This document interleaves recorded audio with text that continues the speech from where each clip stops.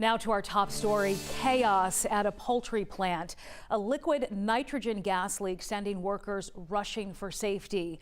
Many of them gasping for air, one telling us they started praying. All of this happening at the Foundation Food Group plant in Gainesville, the chemical leak killing 6 workers. This morning, we've learned one of the victims is Edgar Vera, his wife confirming the news with us overnight that he did pass away. Nearly a dozen people, including first responders, were injured in the leak. And right now, 3 are in critical condition.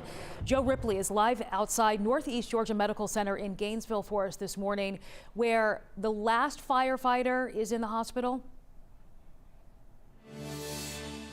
That's right, and they are expected to be released later on today. Of course, keeping in mind that one person died here at Northeast Georgia Medical Center yesterday as a result of that liquid nitrogen leak at the Foundation Food Group poultry plant. A spokesperson for the poultry plant said a ruptured nitrogen line inside the facility is to blame for yesterday's tragedy. While it appears to be an accident, OSHA and Hall County investigators right now looking into how the nitrogen leak happened, and at least 6 are dead. About a dozen employees and firefighters had to go to the hospital with respiratory issues, we're told. That is according to officials. 130 people had to be evacuated from the plant. The community is recovering this morning after a traumatic Thursday. And while plant officials are taking stock of their losses, Hall County Sheriff said his department is heartbroken. And our hearts go out to their families and communities who have suffered such a devastating loss. A lot of these folks that came into work today did not have any idea of what would happen, nor did their families, but here we are. So that's why I ask you for all your prayers.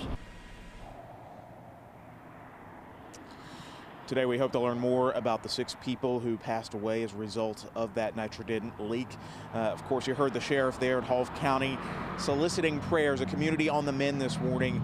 Those prayers for those lost and those still recovering.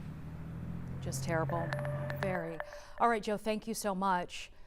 Here's some more perspective about nitrogen leaks. While accidents like this are rare, they're not unheard of.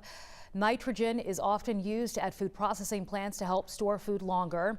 According to researchers at Utah State University, exposure can lead to tissue damage, burns, respiratory problems that can leave you feeling dizzy, nauseous, or even cause you to lose consciousness and put your life at risk. Liquid nitrogen is also used for a lot of other purposes as well. In 2017, a sheriff's deputy died after inhaling the chemical while responding to a leak at a sperm bank in Augusta. Investigators say Greg Meeker was attempting to save a worker when the nitrogen overtook him. We are expecting to learn new information in the coming hours and days on this developing story. As soon as we learn more, we'll post the updates for you on 11alive.com.